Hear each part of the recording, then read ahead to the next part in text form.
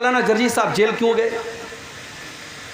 مولانا جرجی صاحب جیل سے کب نکلیں گے؟ ان کے ساتھ کیا سازش ہوئی؟ مولانا جرجی صاحب جیل میں ابو عبید ابن عمیر بھی قیدیوں کے ساتھ پکڑ کے لائے گئے۔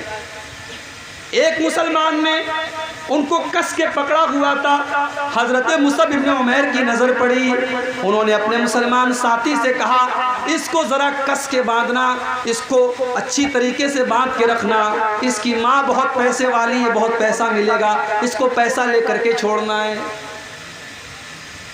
مصعب ابن عمیر کا بھائی حیران ہے، اس نے کہا تو میرا بھائی ہو کے ایسی بات کر رہا ہے، تو میرے بارے میں کہہ رہا ہے اس کو کس کے باندھو، اس کو مضبوطی سے باندھو، اور تو یہ بھی کہہ رہا ہے کہ اس کی ماں کے پاس پیسہ بہت زیادہ ہے۔ ارے تو میرا سگا بھائی ہے، تیرے جسم کے اندر وہی خون دوڑ رہا ہے جو میرے جسم کے اندر دوڑ رہا ہے، لیکن تو آج اس طریقے سے میرے بارے میں بات کر رہا ہے، آخر کیا وجہ ہے، کیا بات ہے؟ حضرت مصعب بن عمیر کہتے ہیں انہو اخی دونک، او میرے بھائی، کل تک تو میرا بھائی تھا، لیکن آج اسلام نے میرے اور تیرے درمیان دیوار کھڑی کر دی ہے، آج تو میرا بھائی نہیں ہے، آج یہ میرا بھائی ہے، جس نے تجھ کو گرفتار کر کے رکھا ہے، جس نے تجھ کو پکڑ کر کے رکھا ہے، یہ میرا بھائی ہے، تو میرا بھائی نہیں ہے۔ یہ تھی صحابہ کی نبی صلی اللہ علیہ وسلم، خاندان اور برادری کی محبت، بیوی کی محبت، صحابہ ان سب سے بڑھ کر کے اپنے نبی سے پیار کرتے تھے۔ میرے پیارے ساتھی، حضرت حنظلہ رضی اللہ تعالیٰ عنہ کو دیکھو، نئی نئی شادی ہوئی ہے، اور شادی کی پہلی ہی رات جب وہ اپنے بیوی کے ساتھ ہیں، اللہ کے پیارے نبی کی طرف سے یہ اعلان ہوتا ہے میدان جنگ میں جانا ہے، میدان جہاد میں جانا ہے، لڑائی کا اعلان ہو چکا ہے، فوراً نکلنے کا آرڈر دے دیا گیا، سارے صحابہ نکلنے لگے، حضرت حنظلہ رضی اللہ تعالیٰ عنہ بھی اپنی بیوی کو چھوڑ کر کے جانے لگے۔ نئی نویلی دلہن ہے، ابھی پہلی رات کی ملاقات ہے، اور حضرت حنظلہ نے تو ابھی غسل بھی نہیں کیا ہے، ناپاکی کے عالم میں، جنابت کی حالت میں بیوی کو چھوڑ کر کے جا رہے ہیں۔ بیوی نے کہا کہ کم سے کم آپ پاکی حاصل کر لے، کہا کہ اتنا ٹائم نہیں ہے، اللہ کے نبی کی طرف سے اعلان ہو چکا ہے میدان جنگ میں جانا ہے، میں واپس اگر زندہ آیا تو میں غسل کر لوں گا، ابھی میرے پاس غسل کرنے کی فرصت بھی نہیں ہے۔ حضرت حنظلہ رضی اللہ تعالیٰ عنہ اسی حالت میں میدان جنگ میں گئے، اور اللہ کی راہ میں لڑتے لڑتے شہید ہو جاتے ہیں۔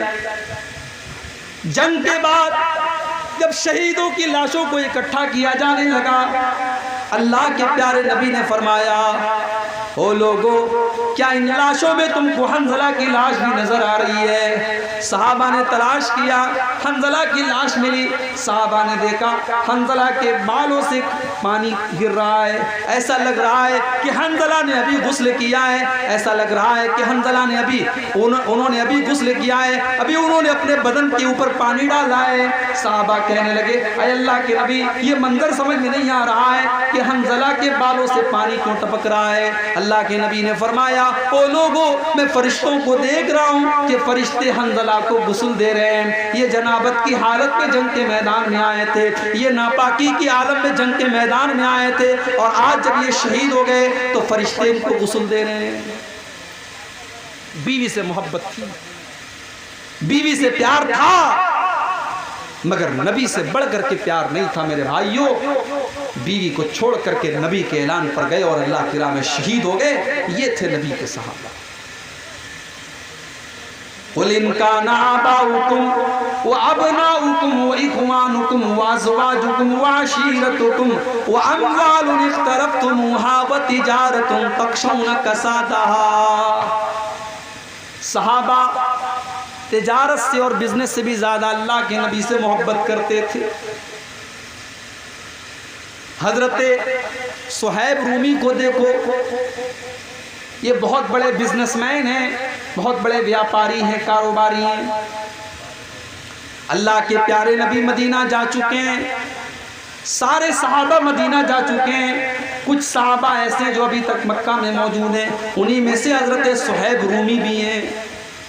صہیب رومی جو بچپن میں غلام بن کر کے مکہ میں آئے تھے اور بعد میں مکہ میں رہ کر کے انہوں نے پیسہ کمایا، مال کمایا، بزنس کیا، اور آج سارا مال لے کر کے وہ مدینہ جانے لگے۔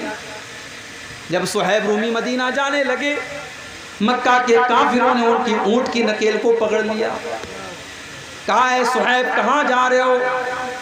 کہا میں یثرب جا رہا ہوں، مدینہ جا رہا ہوں۔ کہا اے صہیب ہم تمہیں مدینہ نہیں جانے دیں گے، اتیتنا صعلوکا لا مال لک۔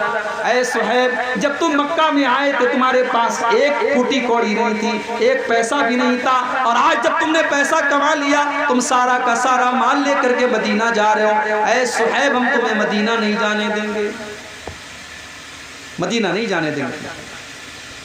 حضرت صہیب نے کہا میں تو اپنے نبی کے بغیر نہیں رہ سکتا، میں تو مدینہ جاؤں گا۔ کہا ٹھیک ہے اگر تمہیں جانا ہے تو تم جاؤ، لیکن اپنا مال اور اپنا پیسہ یہ تم کو چھوڑ کے جانا پڑے۔ حضرت صہیب رومی رضی اللہ تعالیٰ عنہ نے 10 سیکنڈ بھی نہیں لگایا اور سارا مال اور زندگی بھر کی ساری کمائی انہوں نے مکہ والوں کو دے دی، اور کہا کہ اگر تم یہ پیسہ لے لو اور یہ کمائی لے لو لیکن مجھے مدینہ جانے کی اجازت دیتے ہو تو ٹھیک ہے، تم یہ پیسہ لے لو لیکن مجھے مدینہ جانا۔ حضرت صہیب رومی نے اپنی زندگی بھر کی کمائی ان کے حوالے کر دی اور خالی ہاتھ وہ مدینہ پہنچے۔ جب مدینہ پہنچے تو اللہ کے نبی فجر کی نماز پڑھا رہے تھے۔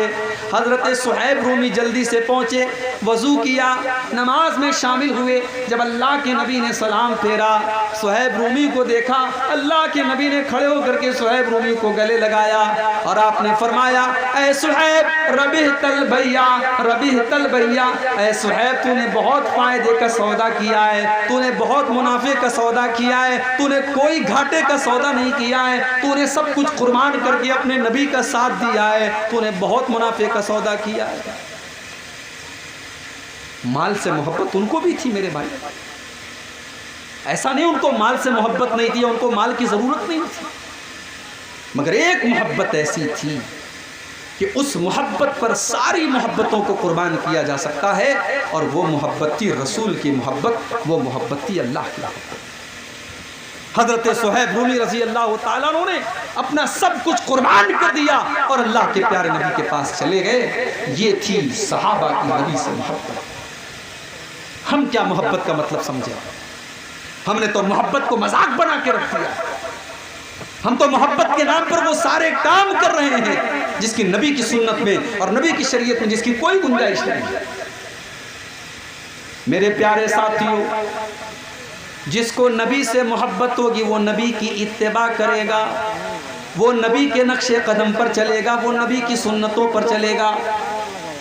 اللہ قرآن میں کہتا ہے، سورہ آل عمران کی آیت نمبر 41 میں کہتا ہے قُلْ إِن كُنْتُمْ تُحِبُّونَ اللَّهَ فَاتَّبِعُونِي يُحْبِبْكُمُ اللَّهُ۔ اے نبی آپ اعلان کر دیجئے اگر تم اللہ سے محبت کرتے ہو تو نبی کی اتباع کرو، نبی کی پیروی کرو۔ صحابہ کیسے پیروی کرتے تھے اللہ کے نبی؟ اللہ کے نبی صحابہ کے ساتھ جا رہے ہیں، سفر کے دوران نماز کا ٹائم ہو گیا، اللہ کے نبی نے صحابہ سے کہا کہ جوتا پہن کر کے نماز پڑھ لو۔ پتہ چلا کہ اگر جوتا پاک صاف ہو اور سفر کے حالات ہوں، جنگل وغیرہ کا معاملہ ہو اور جوتا اتارنے میں دقت کی بات ہو تو جوتا پہن کر کے بھی نماز پڑھ سکتے ہیں۔ اللہ کے نبی جوتا پہن کے نماز پڑھنے لگے، صحابہ بھی پیچھے جوتا پہن کر کے نماز پڑھنے لگے۔ نماز کے دوران اللہ کے نبی نے اپنے جوتے اتار دیے، صحابہ نے دیکھا اللہ کے پیارے نبی نے اپنے جوتے اتار دیے، صحابہ نے بھی فوراً اپنے جوتے اتار دیے۔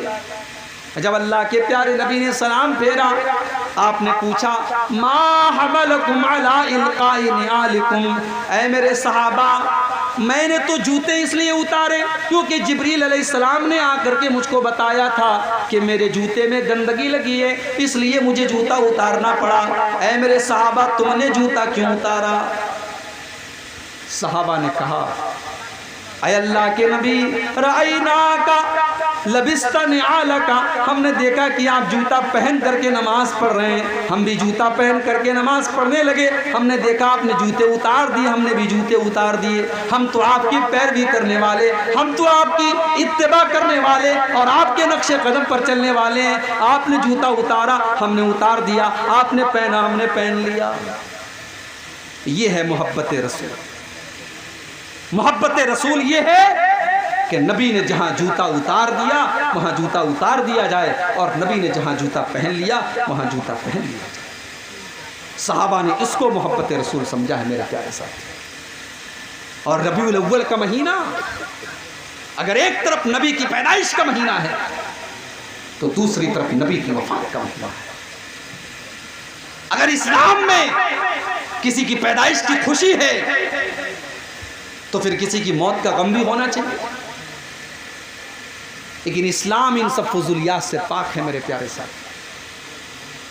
اور جس کو یہ یاد ہے کہ ربیع الاول کے مہینے میں اللہ کے نبی پیدا ہوئے، اس کو یہ بھی یاد ہونا چاہیے کہ اسی مہینے میں اللہ کے نبی کا انتقال بھی ہوا۔ اچھا آپ کو یہ پتا ہے ربیع الاول کے پہلے کون سا مہینہ آتا ہے؟ آپ لوگ بتائیے کون سا مہینہ آتا ہے ربیع الاول کے پہلے؟ معلوم ہے؟ جنوری، فروری، مارچ، اپریل سب کو آتا ہے۔ اسلامی کیلنڈر کے 12 مہینوں کا نام بھی ہمیں اور آپ کو نہیں پتا۔ وضع میں تم ہو نصارہ تو تمدن میں ہنود، یہ مسلمان ہیں جنہیں دیکھ کے شرمائیں گے۔ آج کے مسلمان کو اسلامی 12 مہینوں کے نام بھی نہیں پتا۔ اگر پوچھا جائے کہ اسلامی کیلنڈر کا پہلا مہینہ کون ہے تو بہت سارے لوگ یہ بھی نہیں بتا پائیں گے پہلا مہینہ کون سا۔ ربیع الاول کے پہلے مہینہ کون سا آتا ہے؟ صفر کا۔ صفر کی آخری تاریخ تھی، 28 یا 29 تاریخ تھی۔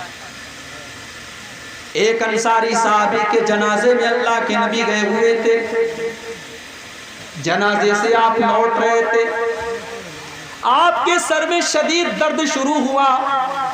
آپ جب گھر پر تشریف لائے آپ نے اماں عائشہ سے فرمایا، عائشہ واراساؤ، میرے سر میں بہت تیز درد ہو رہا ہے۔ اماں عائشہ نے فرمایا، اے اللہ کے نبی آج تو میرے سر میں بھی بہت زیادہ درد ہو رہا ہے۔ آپ نے فرمایا، عائشہ لو مت قبلی لغسلتک وکفنتک، اے عائشہ چلو ایک وعدہ تم سے کرتا ہوں، اگر تمہاری موت مجھ سے پہلے ہو گئی، تم دنیا سے مجھ سے پہلے چلی گئی، تمہارا انتقال ہو گیا، تو اے عائشہ میں تمہیں غسل دوں گا اور میں تمہیں کفناؤں گا، میں اپنے ہاتھوں سے تمہیں غسل دوں گا اور اپنے ہاتھوں سے کفناؤں گا۔ اماں عائشہ نے فرمایا، اے اللہ کے نبی آپ تو یہی چاہتے ہیں میں مر جاؤں اور آپ میری جگہ کوئی سوتن لے آئیں اور میرے گھر میں کسی دوسری عورت کو لا کر کے بسائیں۔ آپ نے اماں عائشہ کے ساتھ ہنسی مذاق بھی کیا، لیکن میرے پیارے ساتھیوں یہی دن تھا جس دن سے اللہ کے نبی کی بیماری کا آغاز ہوا، آپ کے مرض الموت کا آغاز ہوا، اور اس بیماری کے اندر آپ 13-14 دن تک مبتلا رہے اور 12 ربیع الاول کو آپ کا انتقال ہوا۔ 13-14 دن تک آپ بیمار تھے،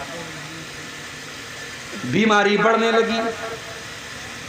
اسی بیماری کے عالم میں مدینہ سے 10 کلومیٹر دور شہدائے احد کا قبرستان ہے۔ اللہ کے نبی مدینہ سے 10 کلومیٹر دور شہدائے احد کے قبرستان پر جاتے ہیں اور وہاں کھڑے ہو کر کے ان کے لیے دعا کرتے ہیں، یا ایک روایت کے مطابق وہاں کھڑے ہو کر کے جنازے کی نماز پڑھتے ہیں۔ 8 سال کے بعد جنگ احد ہوئی ہے سن 2 ہجری میں، اللہ کے نبی 8 سال کے بعد جا کر کے شہدائے احد کے لیے دعائے مغفرت کرتے ہیں یا جنازے کی نماز پڑھاتے ہیں۔ حدیث کے الفاظ ہیں، اللہ کے نبی ایسا کیوں کرتے ہیں؟ کیونکہ اللہ کے نبی شہدائے احد سے الوداع کہہ رہے تھے اور ان کو یہ بتانے کی کوشش کر رہے تھے کہ اے احد میں شہید ہونے والے میرے صحابہ، میں جلد ہی تمہارے پاس آنے والا ہوں، میں بھی اللہ کے پاس آنے والا ہوں۔ ایک دن آپ اسی بیماری کے عالم میں بقیع کے قبرستان میں جاتے ہیں، اور بقی کے قبرستان میں کھڑے ہو کر کے مغفرت کی دعا کرتے ہیں۔ اس کے بعد آپ مسجد میں آتے ہیں اور منبر پر کھڑے ہوتے ہیں اور خطبہ دیتے ہیں، اور خطبے میں فرماتے ہیں انی بین ایدیکم فرۃ وانا علیکم شہید، او لوگو میں تم سب سے آگے جانے والا ہوں اور میں قیامت کے دن تمہارے بارے میں گواہی دینے والا ہوں، اور تم سے ملاقات حوض کوثر پر ہوگی، اور میں یہاں سے اپنے حوض کوثر کو دیکھ رہا ہوں۔ او لوگو مجھے یہ ڈر نہیں ہے کہ تم میرے بعد شرک کرنے لگو گے، مجھے ڈر ہے تو اس بات کا ڈر ہے کہ کہیں تم دنیا کے فتنے میں نہ پڑ جاؤ، کہیں دنیا کی رنگینیوں میں نہ کھو جاؤ۔ بدھ کا دن آیا، وفات سے 5 دن پہلے سوموار کو انتقال ہوا، سوموار کے پہلے اتوار، اتوار کے پہلے سنیچر، سنیچر کے پہلے جمعہ، اور جمعہ کے پہلے جمعرات، اور جمعرات کے پہلے بدھ کا دن ہے۔ بدھ کا دن آتا ہے، اللہ کے نبی اپنے صحابہ سے کہتے ہیں کمزوری محسوس ہو رہی ہے، کہتے ہیں 7 الگ الگ کنویں کا پانی لاؤ۔ 7 الگ الگ کنویں کا پانی لایا گیا، اللہ کے نبی نے غسل کیا، غسل کرنے کے بعد آپ نے اپنے سر کے اوپر پٹی باندھی اور مسجد میں تشریف لائے، اور ظہر کی نماز آپ نے پڑھائی۔ ظہر کی نماز پڑھانے کے بعد آپ نے خطبہ دیا، اور اس خطبے میں آپ نے فرمایا ان اللہ خیر عبدا بین ان یختار ما عنده وبین زہرۃ الدنیا۔ اللہ تعالیٰ نے اپنے ایک بندے کو یہ آپشن دیا، یہ چوائس دی کہ چاہو تو دنیا کی زینت کو لے لو، دنیا کی دولت کو لے لو، دنیا کی کچھ زندگی لے لو، اور چاہو تو میرے پاس آ جاؤ۔ اللہ کے اس بندے نے اللہ کے پاس جانے کو پسند کیا، اور اللہ کا وہ بندہ اللہ کے پاس جانے کے لیے تیار ہو گیا۔ ابھی نبی نے اتنا ہی کہا تھا، صحابہ کا مجمع بیٹھا ہوا ہے، ابو بکر صدیق بھی بیٹھے، اور ابو بکر صدیق کی آنکھوں سے آنسو بہ رہے ہیں، اور ابو بکر صدیق کہتے ہیں فدیناک بآبائنا وامہاتنا، اے اللہ کے نبی ہمارے ماں باپ آپ کے اوپر قربان، ہمارے ماں باپ آپ کے اوپر قربان۔ صحابہ حیران ہیں کہ یہ ابو بکر رو کیوں رہے ہیں، ابو بکر کی آنکھوں سے آنسو کیوں بہ رہے ہیں، اور ابو بکر بار بار یہ کیوں کہہ رہے ہیں کہ اے اللہ کے نبی ہمارے ماں باپ آپ کے اوپر قربان ہوں۔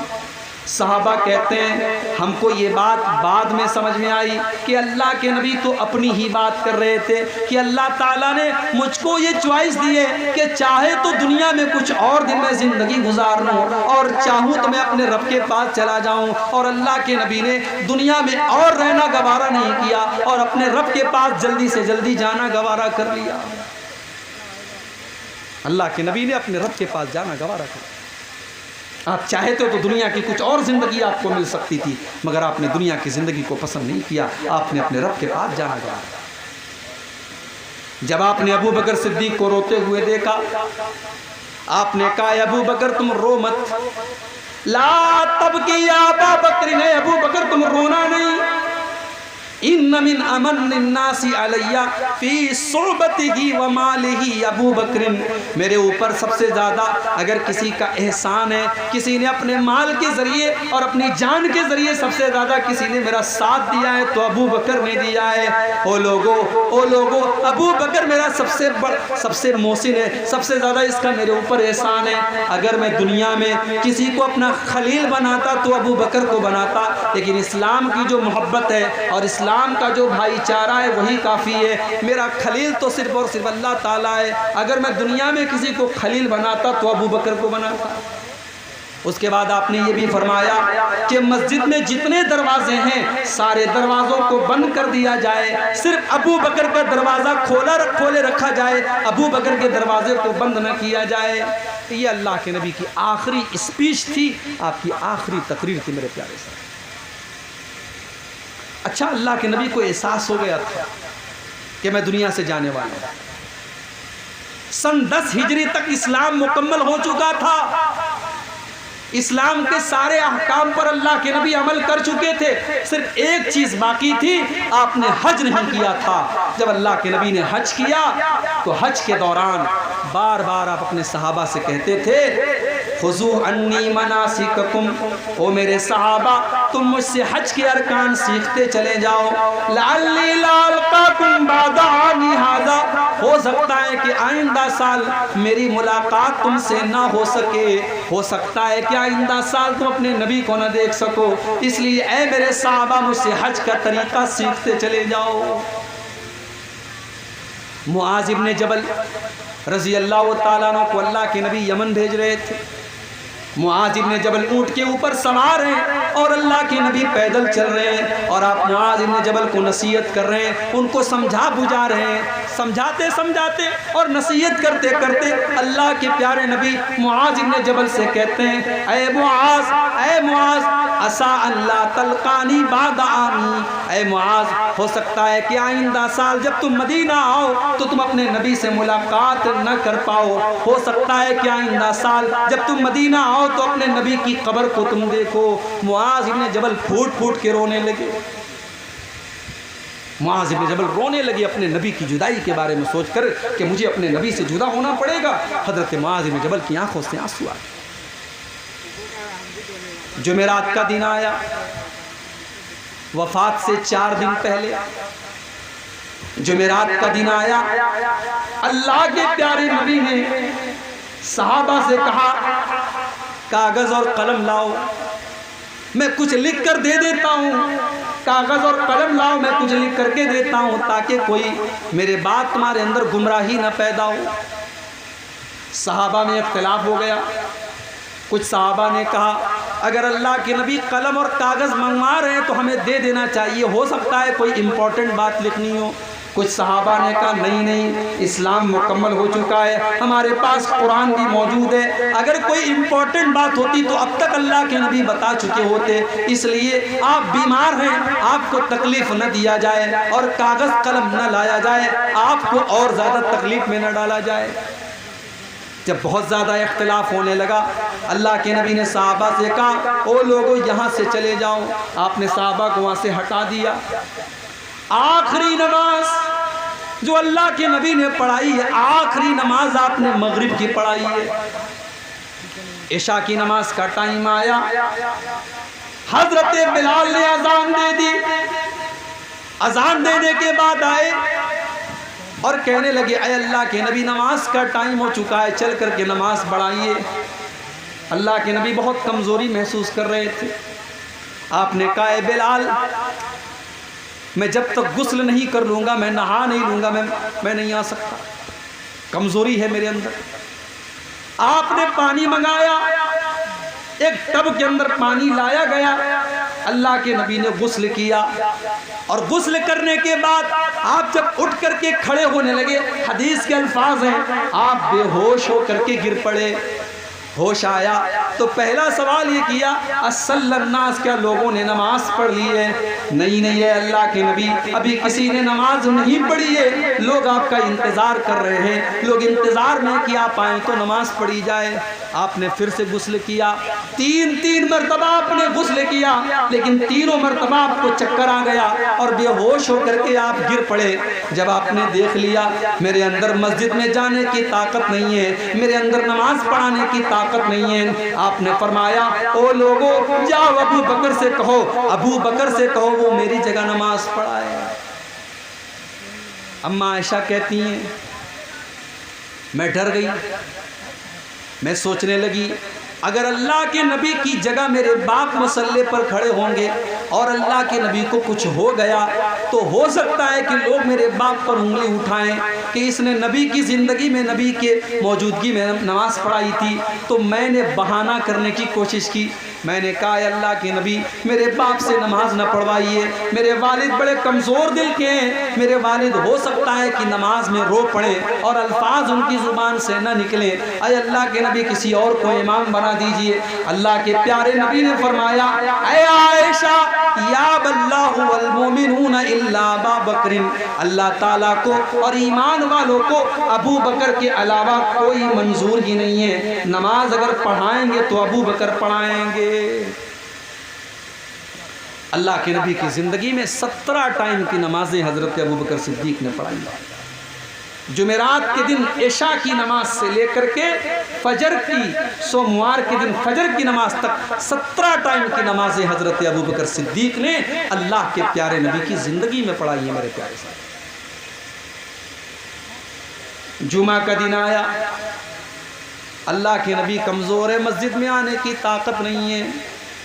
سنیچر کا دن آیا، اللہ کے نبی نے اماں عائشہ سے کہا ہے عائشہ میرے پاس ایک سونے کی ڈلی تھی، ذرا دیکھو کیا وہ سونے کی ڈلی میرے پاس ہے۔ اماں عائشہ نے تلاش کیا تو سونے کی ڈلی مل گئی۔ اللہ کے نبی نے کہا اے عائشہ میں اپنے رب سے اس حال میں نہیں ملنا چاہتا کہ میرے گھر میں سونا رکھا ہو، جاؤ اس سونے کو اللہ کی راہ میں خرچ کر دو، اس سونے کو غریبوں کو دے دو، فقیروں کو دے دو۔ حضرت عائشہ نے اس سونے کی ڈلی کو اللہ کی